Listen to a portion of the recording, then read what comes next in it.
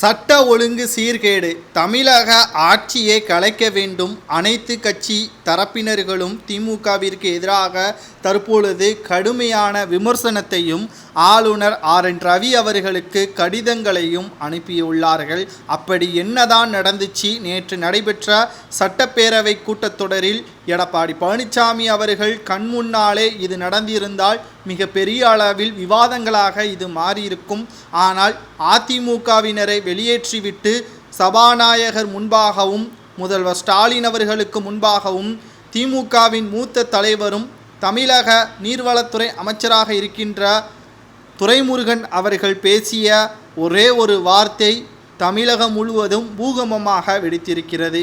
அதாவது சட்டப்பேரவையில் பேசிய அமைச்சர் துரைமுருகன் உழைப்பவர்களது தங்களின் உடல் அசதியை போக்கவே மதுவை நாடுகிறார்கள் என்றும், டாஸ்மாகில் கிடைக்கும் சரக்கில் கிக் இல்லை, அதனால்தான் கள்ளச்சாராயத்தை தேடி போகிறார்கள் என்றும் பேசியுள்ளார். பல்வேறு அரசியல் கட்சி தலைவர்கள் கண்டனங்களையும் இதற்கு தெரிவித்து வருகிறார்கள். குறிப்பாக பாட்டாளி மக்கள் கட்சியின் தலைவர் அன்புமணி தெரிவிக்கையில், தமிழக அமைச்சர்களது மது குறித்த கருத்துக்கள் அவர்களது இயலாமையையும் தமிழக அரசின் தோல்வியையும் தான் காட்டுகிறது. மதுவிலக்கு சாத்தியமில்லை என்று கூறும் இந்த அரசு எதற்கு ஆட்சியில் இருக்கிறது என்றும் கேட்டுள்ளார். அவர் மட்டுமல்ல, தேமுதிக பொதுச் செயலாளர் பிரேமலதா முதல்வரை கடுமையாக கண்டனமும் தெரிவித்திருக்கிறார். டாஸ்மாக் சரக்கில் கிக்கில்லை என்று ஒரு மூத்த அமைச்சர் சட்டசபையிலேயே பேசுகிறார் என்றால் அரசு நடத்தும் டாஸ்மாக் கடையில் தரமில்லை என்றுதானே அர்த்தம்? அமைச்சரே அதை ஒத்துக்கொள்கிறார். அப்படியானால் தமிழக மக்கள் டாஸ்மாகில் கிடைக்கக்கூடிய மதுபானங்களை குடித்து உபாதையில் சீர்கழிவு ஏற்பட்டால் அதற்கு முழு பொறுப்பையும் தமிழக அரசு ஏற்றுக்கொள்ளுமா என்று பொதுச் செயலாளர் பிரேமலதா விஜயகாந்த் அவர்கள் தெரிவித்துள்ளார்.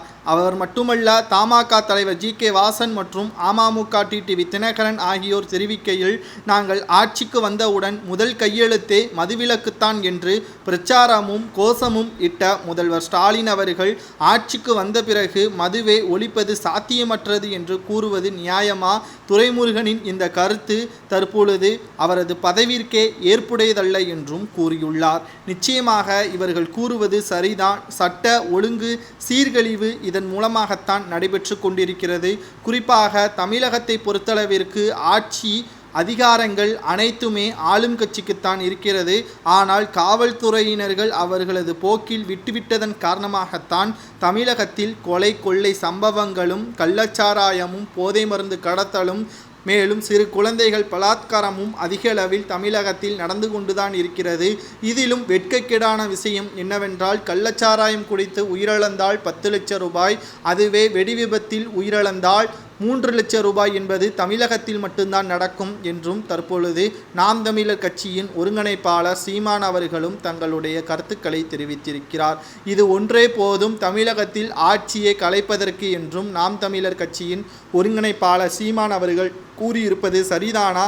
திமுகவின் மூத்த அமைச்சர் துரைமுருகன் கூறுகையில், தமிழக மக்கள் எக்கேடும் கெட்டுப்போகட்டும், தமிழக அரசிற்கு வருவாய் தருவது டாஸ்மாக்குத்தான், அதை ஒருபோதும் மூட முடியாது, அதற்கு சாத்தியமே கிடையாது என்பதற்கேற்பதான் சட்டப்பேரவையில் பேசியிருக்கிறார். இதற்கு சபாநாயகரோ அல்லது முதல்வரோ எந்த ஒரு கண்டனத்தையும் தெரிவிக்காமல் வேடிக்கை பார்த்து கொண்டிருப்பது மிகப்பெரிய ஒரு அதிர்ச்சியை தான் ஏற்படுத்தியிருக்கிறது.